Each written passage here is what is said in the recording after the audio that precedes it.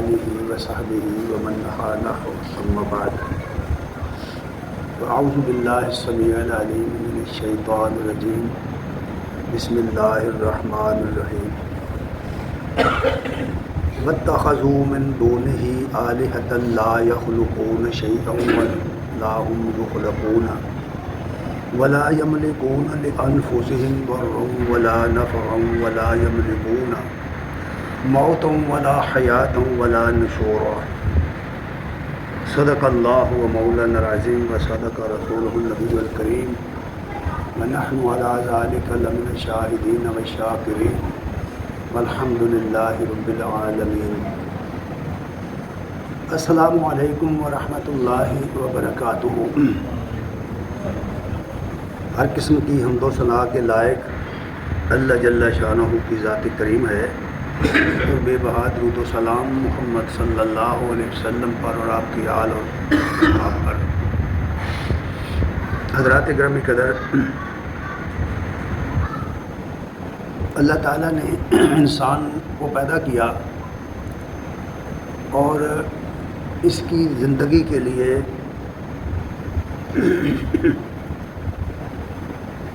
بے شمار نعمتیں پیدا کی ہیں۔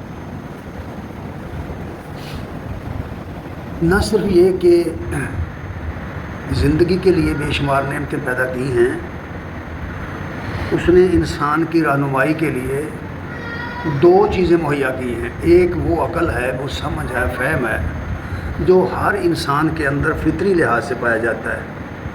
جبلی لحاظ سے ہر انسان کے اندر یہ قوت بھر دی گئی ہے کہ وہ اپنے نفع اور نقصان کو جانچتا ہے، سمجھتا ہے، پرکھتا ہے۔ انسان کو پتہ ہے کون سی وہ چیزیں ہیں جو اس کو نقصان پہنچاتی ہیں اور کون سی چیزیں ہیں جن سے فائدہ حاصل ہو سکتا ہے۔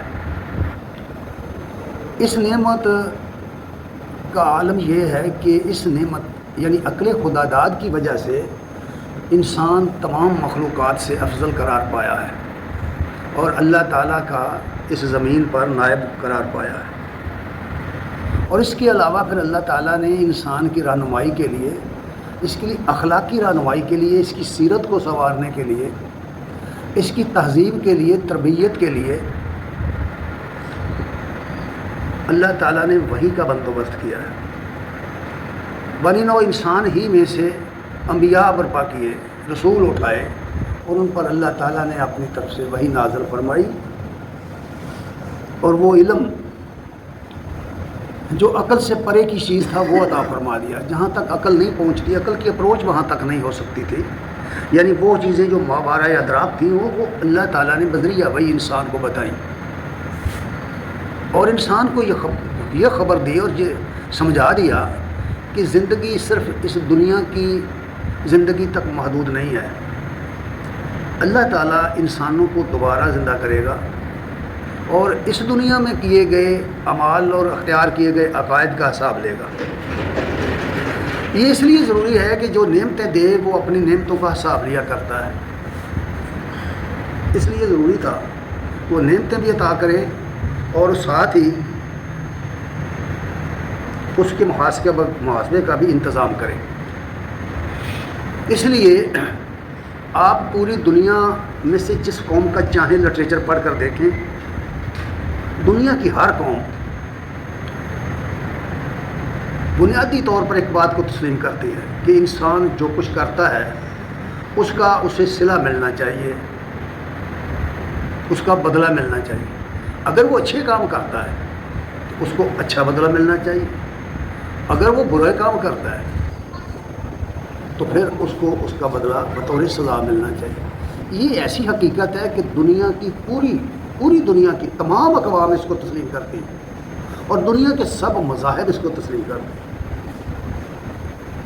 اور اس کے ساتھ ایک اور بات بھی ہے جس کو دنیا تسلیم کرتی ہے۔ دنیا کے کسی مذہب کی کتاب اٹھا کر دیکھ لیں، اللہ تعالیٰ کی ہستی کو سب دنیا کے لوگ مانتے ہیں۔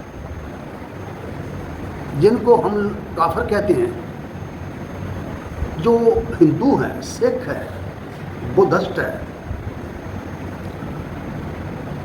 یہودی ہے، عیسائی ہے، مجوسی ہے، دنیا میں ہزاروں مذاہب پائے جاتے ہیں۔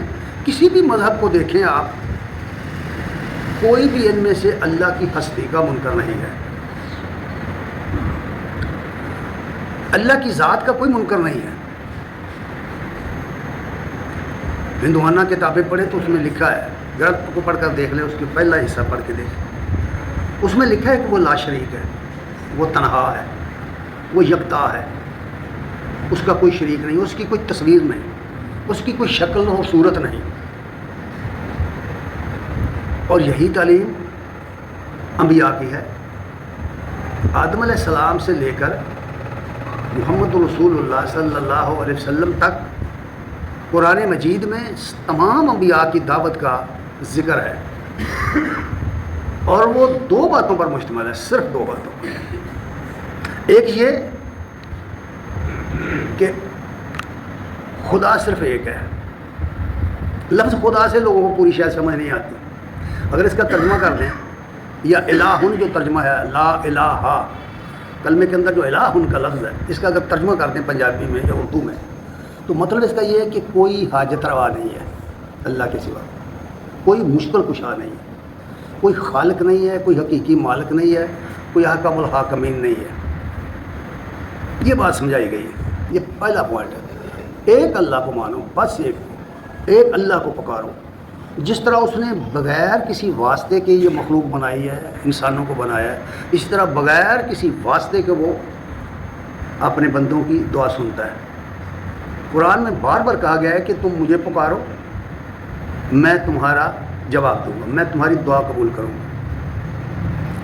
ایک یہ بات ہے، یہی وجہ ہے کہ سب پیغمبروں نے یہ دعوت دی کہ اللہ کے سوا کوئی الہ نہیں ہے۔ یہ پہلی بات ہے۔ دوسری بات یہ کہ غیر اللہ کی بندگی مت کرو، غیر اللہ کی غلامی مت کرو، غیر اللہ کو مشکل کشا مت سمجھو، حاجت روا مت سمجھو، رازق، رب، داتا مت سمجھو۔ یہ دعوت ہے، یعنی شرک نہ کرو، اللہ کے سوا شرک نہ کرو۔ اچھا، آپ اگر آگے بڑھے ہیں تو پھر سب جھگڑا کیوں پیدا ہو گیا ہے؟ یہ اختلاف کیوں پیدا ہوا ہے؟ اختلاف اس بات میں ہے کہ اللہ تعالیٰ کا کائنات کے ساتھ تعلق کیا ہے، اس بات پر جھگڑا شروع ہوا ہے۔ کچھ وہ لوگ ہیں جو کہتے ہیں کہ دراصل اللہ کے سوا کوئی چیز موجود نہیں ہے۔ جو چیزیں ہمیں نظر آتی ہیں نا، ہم دیکھتے ہیں میں ہوں، میں خود ہوں، وہ کہتے ہیں نہیں تمہیں بھلے غلطی لگ گئی ہے، تو نہیں ہے۔ اللہ کے سوا کسی چیز کا کوئی وجود نہیں ہے۔ دنیا میں جتنے صوفیاء گزرے ہیں، وہ مسلم ہوں یا غیر مسلم، سب کے سب کا یہ عقیدہ ہے کہ لا موجود ہے الا اللہ، اللہ کے سوا کوئی شے موجود نہیں ہے۔ جو چیزیں ہم دیکھتے ہیں نا اپنے ارد گرد، وہ کہتے ہیں کہ اس کی حیثیت ایسے ہے جیسے کوئی آدمی خواب دیکھتا ہے۔ خواب میں بہت چیزیں دیکھتا ہے نا، جب اس کا خواب کھلتا ہے تو وہاں کچھ بھی نہیں ہوتا۔ اس لیے وہ کہتے ہیں کہ جب انسان مر جائے گا اور واپس لوٹ کر جائے گا نا جہاں سے آیا ہے، آیا کہاں سے ہے، وہ کہتے ہیں انا للہ و انا الیہ راجعون، بے شک ہم اللہ کے لیے ہیں اور اللہ ہی کی طرف لوٹ کر چلے جائیں گے۔ تو وہ اس کا ترجمہ یوں کرتے ہیں کہ صورت از بے صورتی آمد بروں باز باشد انا الیہ راجعون، یعنی وہ جس کی کوئی صورت نہیں ہے، جس کی کوئی شکل نہیں ہے، یعنی خدا وہ شکل میں آیا، جب وہ پلٹا واپس ہی کے لیے تو اپنے آپ میں چلا گیا، یعنی بندہ خدا کے اندر داخل ہو گیا، کائنات خدا کے اندر داخل ہوگی۔ آسان ترین ترجمہ اس کا شاہی بلے شاہ نے کیا ہے۔ ہوں انا للہ آخر کے تم کرو نگاہی، اللہ ہی سب ہو گیا عبداللہ نہیں۔ سمجھ آئیے کہ نہیں؟ وہ سمجھ آئی ہے کہ نہیں بھائی؟ سمجھ آ گئی اور پھر نہ مانا تو جواب دیں، ہم جواب دیں پھر اللہ کے سامنے۔ اور سمجھ نہیں آئی تو شاید اللہ معافی کرتے کہ یار یہ تو بندہ ہی پاگل ہے، تو سمجھ ہی نہیں ہے تو پھر کیا کرنا ہے اس کا۔ جس کو توحید کا اور شرک کے فرق کا نہیں پتہ تو وہ عام آدمی ہے۔ یہ جو بات ہے اس سے انبیاء نے 100% اختلاف کر دیا۔ قرآن مجید میں نبی کریم صلی اللہ علیہ وسلم پر جو سورہ اخلاص نازل ہوئی، اس صورت نے اس عقیدے کی جڑ کاٹ کے رکھ دی۔ قل هو اللہ احد، اللہ کہو اللہ یکتا ہے۔ یہ نہیں اس کا ترجمہ ایک کرتے ہیں نا ترجمہ، اللہ کہو اللہ ایک ہے۔ یاد رکھیے ایک کے بعد دو ہوتا ہے، 1 2 3 4، یہ وہ عدد نہیں ہے۔ اس کا مطلب ہے یکتا ہونا، یعنی یکتائی میں کوئی اس کا شریک نہیں ہے، اس کی ذات تقسیم سے تجزیے سے پاک ہے، اس کے حصے نہیں ہو سکتے۔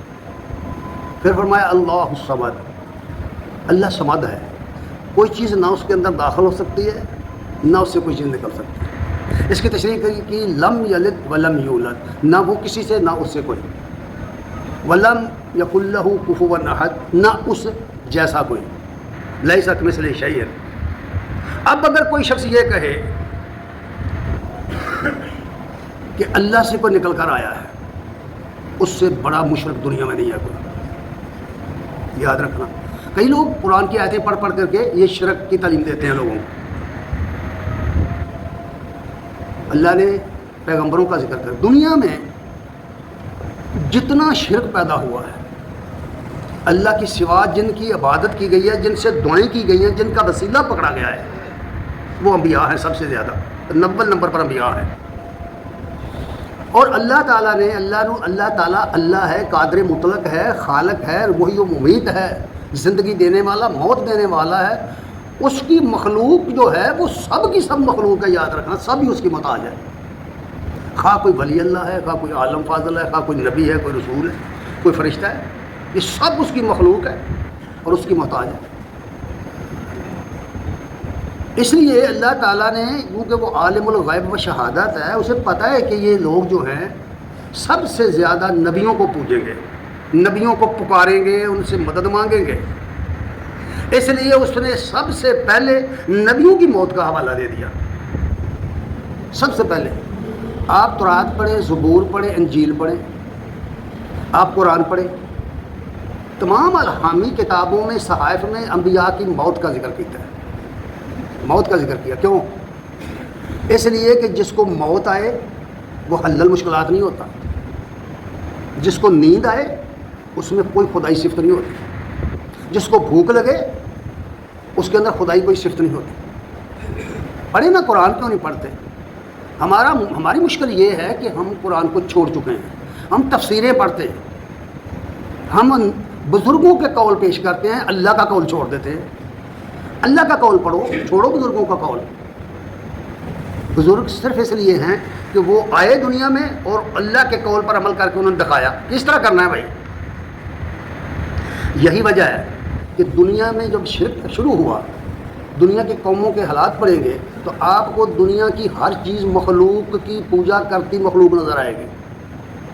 چاند، ستارے، سورج مخلوق ہیں، اور اتنے بے بس ہیں کہ اپنی مرضی سے سورج ایک سیکنڈ کا لاکھواں حصہ بھی پہلے طلوع نہیں کر سکتا، نہ غروب کر سکتا ہے، نہ چاند اپنی منزل چھوڑ سکتا ہے، نہ ستارے اپنے مقام کو چھوڑ سکتے، نہ اپنی راہوں کو چھوڑ سکتے۔ ان کو پوجا جا رہا ہے نا، پتھروں کو پوجا جا رہا ہے۔ یہ آپ دیکھتے ہیں نا، مندریاں پہنی ہوئی ہوتی ہیں، کہتے ہیں عقیق پہنا ہے، اس سے قسمت بدل جاتی ہے، یہ بہت بڑا اس میں یہ ہوتا ہے، وہ ہوتا ہے۔ یہ شرک کی باتیں ہیں۔ لوگ پتھروں کے اندر، جس کو خود گھڑ کر سنار نے خود گھڑ کر مندری کے اندر لگایا ہے، اس کے بارے میں یہ عقیدہ کہ اس کی بھی تاثیر ہوتی ہے۔ جہالت کی انتہا نہیں، کتنا بڑا بندہ وہ جاہل ہے جو یہ سمجھتا ہے کہ اس نگینے کی کوئی تاثیر بھی ہے، کتنا ماما کا وہ آدمی۔ ایک بات، اس کے بعد آپ دیکھیں جتنی مخلوقات ہیں، سانپوں کی پوجا، مچھلی کی پوجا، درختوں کی پوجا، جانوروں کی پوجا، حتیٰ کہ شرمگاہوں کی پوجا۔ ہندوستان کے اندر ایسے دربار بھی ہیں جہاں مردوں کی شرمگاہوں اور عورتوں کی شرمگاہوں کی پوجا کی جاتی ہے، چڑھاوے دیے جاتے ہیں۔ آپ گوگل سے ریسرچ کر کے دیکھیں،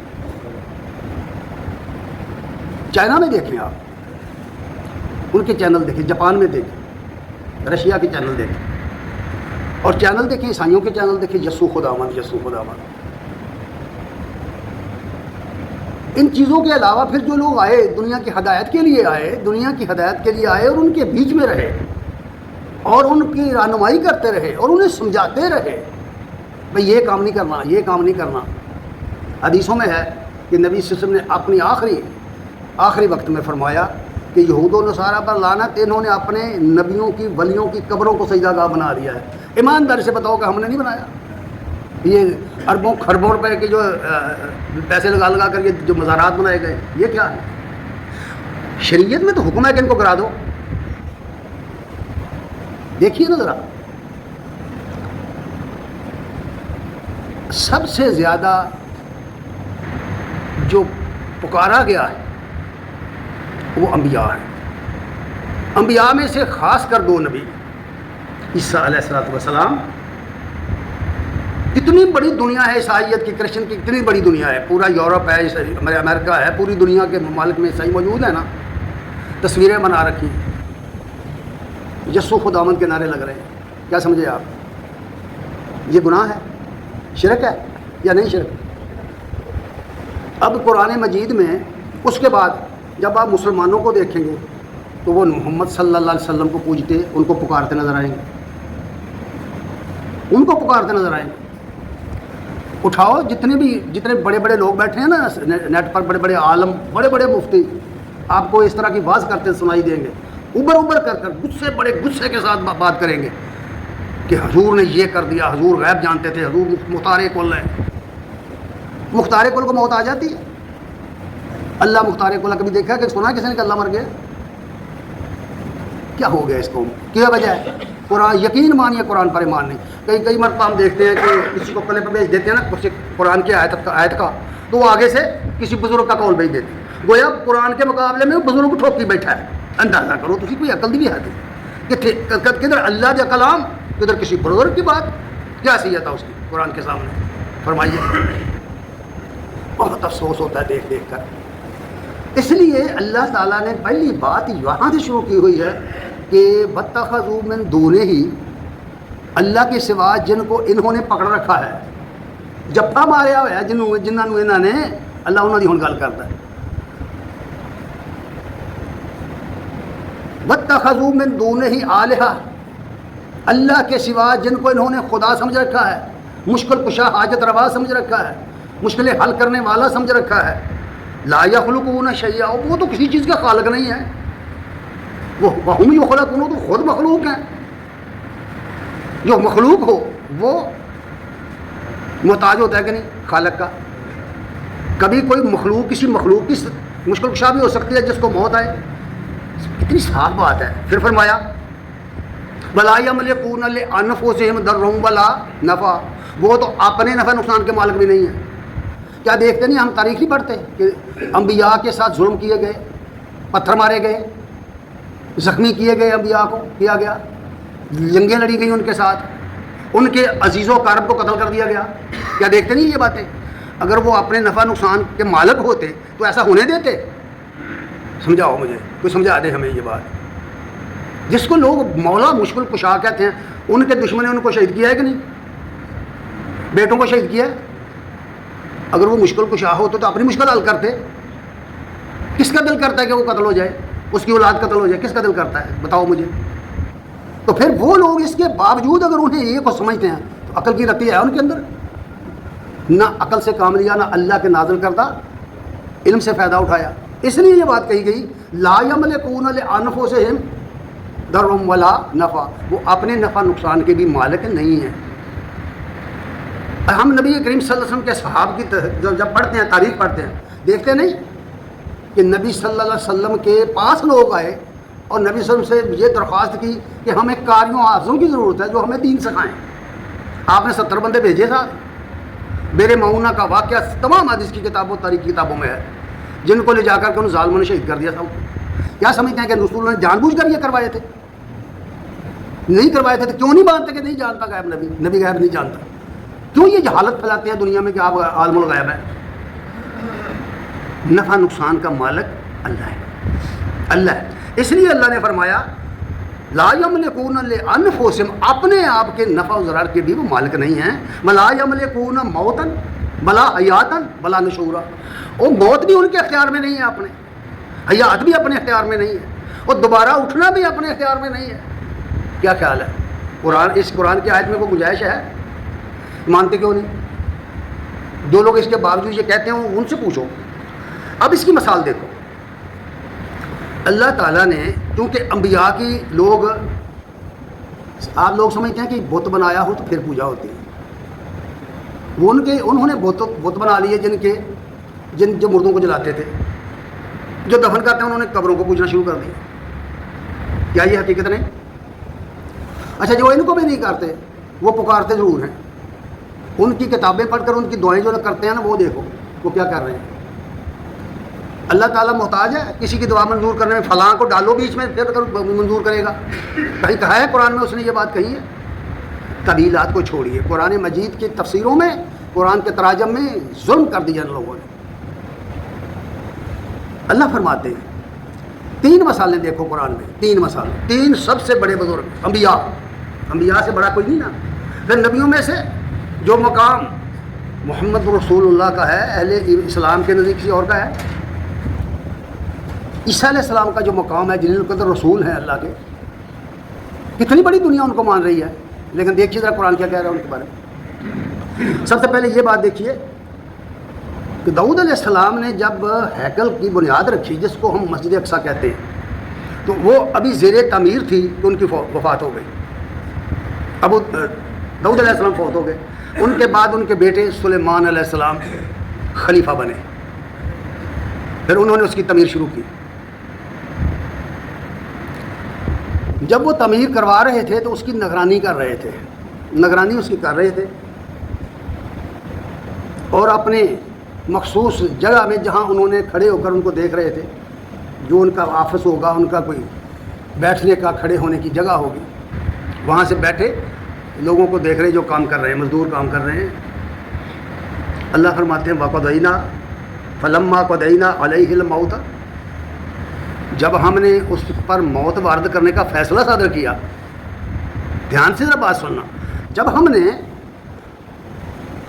سلیمان علیہ السلام کی موت کا فیصلہ فرمایا، مَا دَلَّهُمْ عَلَىٰ مَوْتِهِ إِلَّا دَابَةُ الْأَرْضِ، اس کی موت کا پتہ ہی نہیں کسی کو چلا کہ یہ مر کر کھڑے ہیں. مر کر کھڑے ہیں، ذرا ہوش سے بات سن. کسی کو نہیں پتہ چلا. کس کو چلا؟ مَا دَلَّهُمْ عَلَىٰ مَوْتِهِ إِلَّا دَابَةُ الْأَرْضِ، زمین کے ایک کیڑے کے سوا سلیمان کی موت کا کسی کو پتہ نہیں چلا.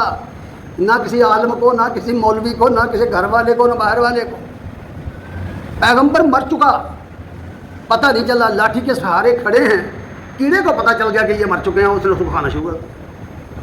کبھی آپ نے دیکھا، ایک اور بات میں عرض کر دوں، آپ لیں اپنے ہاتھ میں لاٹھی لیں، کھڑے رہیں، گھنٹوں کھڑے رہیں کسی جگہ، جب تک آپ زندہ ہیں وہ دیمک کا کیڑا آپ کی لاٹھی کو نہیں لگے گا. اسے پتہ ہے کہ یہ ہوش میں ہے، سمجھتا ہے مجھے مار دے گا. دیمک کا کیڑا لگا، کسی لاٹھی کو کھاتے ہوئے کتنا ٹائم لگ جاتا ہے دیمک کو؟ بھائی بہت ہی جلدی کھا لے تو 2 دن میں کھا جائے گی، 10 دن میں کھا جائے گی.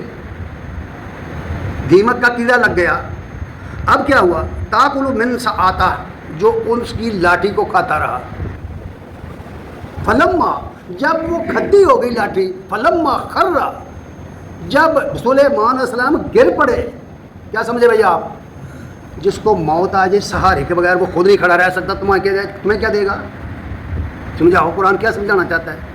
کہ ہے تو نبی نا، اللہ کا رسول ہے، اس پر کلام الہی نازل ہوا ہے. امثال سلیمان پڑھ کر دیکھیں، بائبل میں لگا ہوا ہے پورا صحیفہ. ہوا کیا ہے؟ جب سہارا ختم ہو گیا لاٹھی کا، کیا ہوا؟ فلما خرّا، گر گئے. جب گر گئے، تبینت الجن ان لو کانوا یعلمون الغیب ما لبثوا فی العذاب المہین. اب جو دعوے دار تھے نا، کل کی باتیں بتانے والے، جنوں کی، جو لوگ سمجھتے ہیں کہ جن جو ہے نا، جن غیب کی باتیں جانتے ہیں، یہ باتیں ہم نے دیکھی ہیں. ایسے لوگوں کو دیکھا کہ اس کو کیا ہے جی، جن چمڑ گیا ہے، جن چمڑ گیا جی، دن رات یہ سائے کی باتیں، سایہ ہو گیا، جن چمڑ گیا، پلاؤ ہو گیا، ڈھمکاؤ ہو گیا. ہمارے ہاں بھی ایک ایسا شخص تھا، وہ فریب یہی تھا، اس کو جن چمٹ گئے ہیں. لوگ جب اس کو دورہ پڑتا تو لوگ اس کے گرد جمع ہو جاتے تو پوچھتے میری فلاں شے گم ہو گئی، بتاؤ میری فیل. عقیدہ کیا تھا کہ جن لوگوں کو پتہ ہوتا ہے، وہ پوشیدہ چیزیں جانتے. آج بھی لوگ کتابیں نکالنے جاتے ہاتھ دکھاتے ہیں کہ نہیں. فٹ پاتھ پر بیٹھنا لوگوں کی قسمت بتانا، سمجھ نہیں آئی؟ فٹ پاتھ پر بیٹھا آدمی جس کے لیے بیٹھنے کی جگہ نہیں، وہ لوگوں کی قسمت بتا رہا ہوتا ہے. اور جو ہاتھ دکھا رہے ہیں ان کی عقل کو کیا کہیں؟ سمجھاؤ. اس لیے اللہ نے فرمایا کہ جنوں پر اس وقت ظاہر ہو گئی یہ بات کہ یہ تو مر چکے ہیں. کاش وہ جانتے ہوتے تو ذلت کی اس غلامی کے عذاب میں نہ پھنسے رہتے. یہ ایک واقعہ، ایک مثال ہوئی نا نبی کے مرنے کی، ایک مثال. سورہ سبا آیت نمبر 14. سورۃ سبا آیت نمبر 14. سلیمان علیہ السلام کا وہاں حال پڑھیے. آگے آئیے سورہ مائدہ آیت نمبر 17. اللہ فرماتے ہیں لقد کفر الذین قالوا ان اللہ هو المسیح ابن مریم. وہ لوگ کافر ہیں. کافر کس کو کہتے ہیں؟ جو اللہ کی ہدایت کا انکار کرے, اللہ کے قرآن کا انکار کرے, اللہ کے رسول کا انکار کرے. رسول کی ہدایت کا انکار کرے وہ کون ہوتا ہے؟ کافر. لقد کفر الذین, کافر ہیں وہ لوگ جو کہتے ہیں کہ مسیح ابن مریم کا بیٹا عیسیٰ علیہ السلام جو ہے وہ خدا ہے. کہتے ہیں یا نہیں کہتے؟ یسوع خداوند کہہ رہے ہیں نا. اچھا, ایک نبی کو خدا کہنے والے کافر, دوسرے نبی کو خدا ماننے والے کو کیا بارے میں کیا خیال ہے؟ ایک دوسری قوم ہے, ایک دوسرا گروہ, وہ بھی نبی کو اسی طرح مانتے. عیسائیوں کی کتابوں میں یہ لکھا ہے, پولس رسول نے اپنے خط میں لکھا ہے اپنے ماننے والوں کو کہ اللہ نے یہ کائنات یسوع کے وسیلے سے بنائی ہے. یسوع کو پیدا نہ کرتا تو یہ کائنات نہ بناتا. ہماری کتابوں میں کیا ہے؟ محمد صلی اللہ علیہ وسلم نہ ہوتے تو اللہ کائنات نہ بناتا. کیا ہے, یہ ہے کہ نہیں؟ فرق ہے. پھر عقیدہ تو ایک ہی ہے نا, شخصیت کا فرق ہے, عقیدہ ایک ہے. کافر ہیں وہ لوگ جو اللہ کے بندے عیسیٰ علیہ السلام کو خدا کہتے ہیں. اب بات سنو کہ اللہ کیا فرماتا ہے. قل من یملک من اللہ شیئا, اے نبی ذرا ان سے پوچھو کہ اگر ان اراد ان یہلک المسیح ابن مریم وامہ ومن فی الارض جميعا, اگر اللہ عیسیٰ علیہ السلام کو, اس کی ماں کو اور مخلوق ساری کو ہلاک کر دے تو میں سے کون ہے جو اس کو بچائے ان کو؟ اے نبی پوچھو ان سے, کوئی ہے جو اللہ کے ہاں ان سے, اللہ سے بچائے ان کو؟ کیوں بھائی, سمجھاؤ مجھے کیا کہا گیا ہے. پھر فرمایا وَلِلَّهِ مُلْكُ السَّمَاوَاتِ وَالْأَرْضِ, زمین و آسمان تو اللہ کے ہیں. یہ بادشاہت, یہ کائنات کی بادشاہت تو اللہ کی ہے. وَمَا بَيْنَهُمَا, اور جو کچھ زمین اور آسمانوں کے درمیان میں سب اللہ کا ہے. یخلق ما یشاء, جو چاہتا ہے پیدا کرتا ہے کہ نہیں؟ انسانوں میں سے مرد پیدا ہوتے, عورتیں پیدا ہوتی, اور جنڈر پیدا ہوتے, خسرے پیدا ہوتے ہیں کہ نہیں؟ جو چاہتا ہے پیدا کرتا ہے. چاہے تو کافروں کو اولاد بے شمار اولاد دے دے, چاہے تو اپنے نبی کو نہ دے. کتنے انبیاء گزرے دنیا میں جن کی اولاد نہیں تھی, بعض کی درینہ اولاد نہیں تھی, صرف بیٹیاں. اس چیزیں ہمارے سامنے ہیں کہ نہیں سمجھنے یا سوچنے کے لیے. پھر فرمایا واللہ علی کل شیء قدیر. یہ دوسری مثال ہے کہ انبیاء کو موت آئی, انبیاء کو موت آئی, سب نبیوں کو موت آئی. مل مسیح ابن مریم الا رسول قد خلت من قبل الرسل. عیسیٰ علیہ السلام رسول تھے, اللہ کے رسول تھے, ان سے پہلے بھی رسول گزر چکے. کس طرح گزر چکے؟ موت کے ذریعے دنیا سے گئے. اور ہمارے رہنما, ہمارے نبی محمد صلی اللہ علیہ وسلم کے بارے میں فرمایا وما محمد الا رسول قد خلت من قبل الرسل افإن مات او قتل انقلبتم علی عقبیکم. محمد صلی اللہ علیہ وسلم اللہ کے فقط رسول ہیں, خدا نہیں ہیں, مشکل کشا نہیں ہے. ان سے پہلے بھی رسول گزر چکے ہیں. اگر وہ فإن مات, اگر وہ مر جائیں یا قتل کر دیے جائیں تو چھوڑ دو گے دین؟ اللہ نے فرمایا چھوڑ دو گے دین, سورہ انفال. پھر فرمایا چھوڑ دو گے, اللہ کا کیوں بگاڑو گے؟ یہ باتیں قرآن پڑھو گے تو پتہ چلے گا نا اصل میں ہمیں کہا کیا گیا ہے. پھر فرمایا, آپ تیسری مثال دیکھیے ذرا. کتاب المغازی صحیح بخاری میں وفات النبی کے عنوان سے حدیثیں لکھی ہوئی ہیں.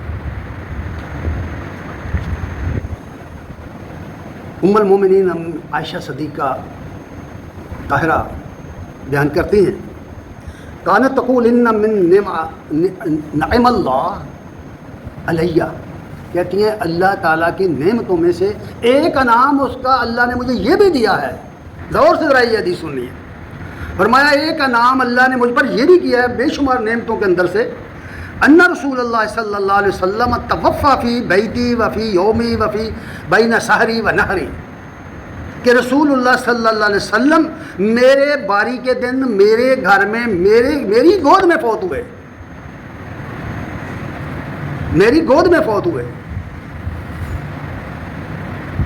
پھر فرماتی ہیں ان اللہ جمع ریقی و ریقہ عند موتہ ہی, پھر ہوا یہ کہ نبی کریم صلی اللہ علیہ وسلم کا تھوک اور میرا تھوک اللہ نے جمع کر دیا ان کی موت کے وقت، نبی صلی اللہ علیہ وسلم کی موت کے وقت۔ میں نے پچھلی خطبے میں کہا تھا کہ کیا قبریں زندوں کی ہوتی ہیں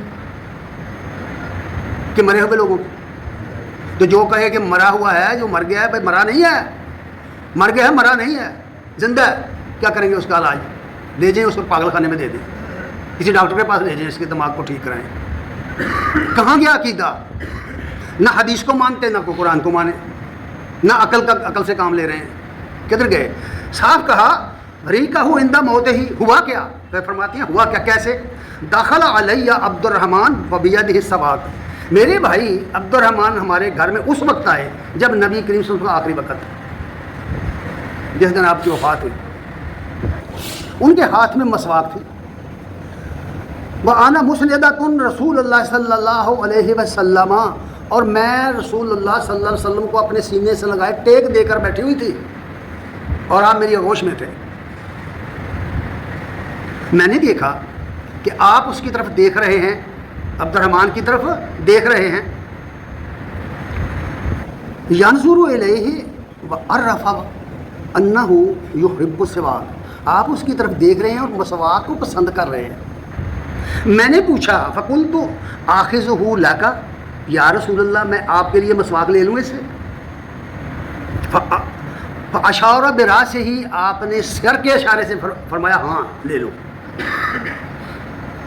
فَتَنَاوَلَتْهُ فَاشْتَدَّ عَلَيْهِ، میں نے وہ مسواک لے کر آپ کو دی تو آپ کو وہ سخت لگی، دبائی نہیں گئی، دانتوں میں دبائی نہیں گئی، سخت لگی۔ وَقُلْتُ، کہتی ہیں میں نے پوچھا وَأَلَيَّنَهُ لَكَ، یا رسول اللہ میں اس کو نرم کر دوں آپ کے لیے؟ آپ نے اپنے سر کے اشارے سے فرمایا فَأَشَارَ بِرَأْسِهِ أَن نَعَمْ، ہاں کر دو۔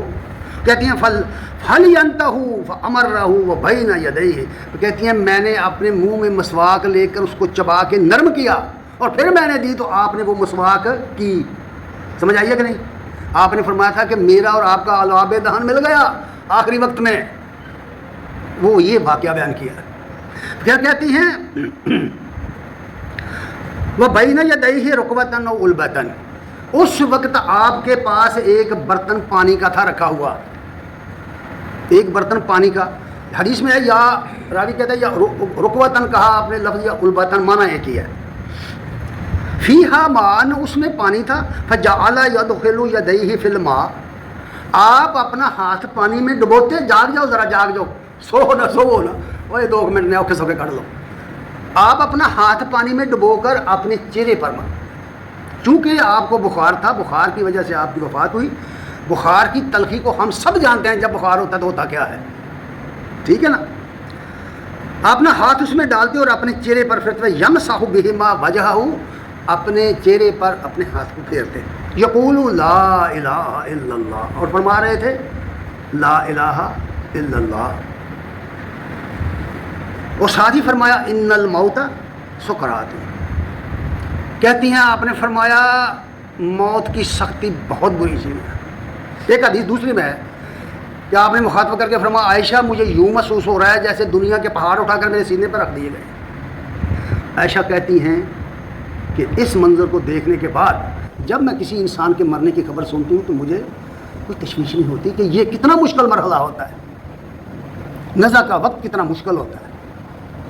جو تصویر امی عائشہ نے بنائی ہے اس حدیث میں، یہ بخاری کی حدیث ہے، کئی جگہ پر نقل کی ہے امام بخاری نے، اس کو کئی جگہ نقل کیا ہے۔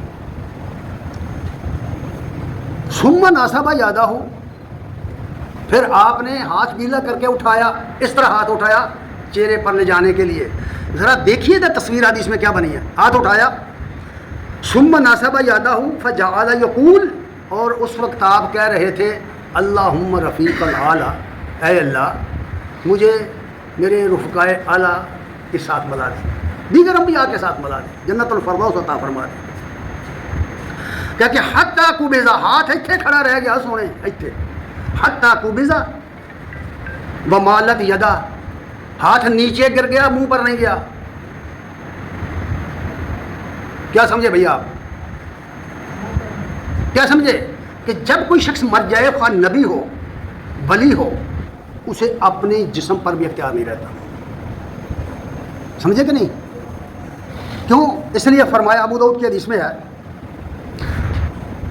وَمَن مَّاتَ جو شخص مر جائے فَقَدْ انْقَطَعَ عَنْهُ عَمَلُهُ اس کا عمل منقطع ہو جاتا ہے.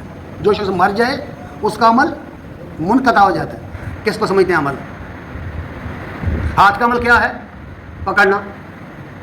آنکھ کا عمل کیا ہے؟ دیکھنا. کان کا عمل کیا ہے؟ سننا. دماغ کا عمل کیا ہے؟ سوچنا. ٹھیک ہے. زبان کا عمل کیا ہے؟ بول کر یا کسی کو کچھ کہنا یا جواب دینا. نبی صلی اللہ علیہ وسلم ہمارے یہاں منقطع ہو گیا. ایک دیکھ سلام کہیے تو جواب دیں دینے. جھوٹیاں روایتاں. سمجھ آئی میری غلطی کہ نہیں؟ انہو عمل ہو پیرنا کا عمل کیا ہے؟ چلنا. یہ سارے کے سارے اعضاء جو ہیں اپنا عمل چھوڑ دیتے ہیں. دماغ اپنا عمل چھوڑ دیتا ہے, دل اپنا عمل چھوڑ دیتا ہے, ہاتھ اپنا عمل چھوڑ دیتا ہے. او بھائی نہیں سمجھو گے تو مٹ جاؤ گے. تمہاری داستان ہوگی داستانوں میں. اللہ کا دین توحید ہے. شرک کرنے والا آدمی لاکھوں باتیں کرے, نمازیں پڑھے, خیراتیں کرے, حج کرے, اللہ کے رسول فرما گئے مقبول نہیں ہوگی. اگر کسی شخص نے اس طرح اللہ کو نہیں مانا جس طرح نبی کریم صلی اللہ علیہ وسلم بتا کے گئے ہیں, توحید کو اس طرح نہیں مانا تو وہ مشرک مرے گا, اور مشرک پر جنت حرام ہے. وآخر دعوانا الحمدللہ رب العالمین.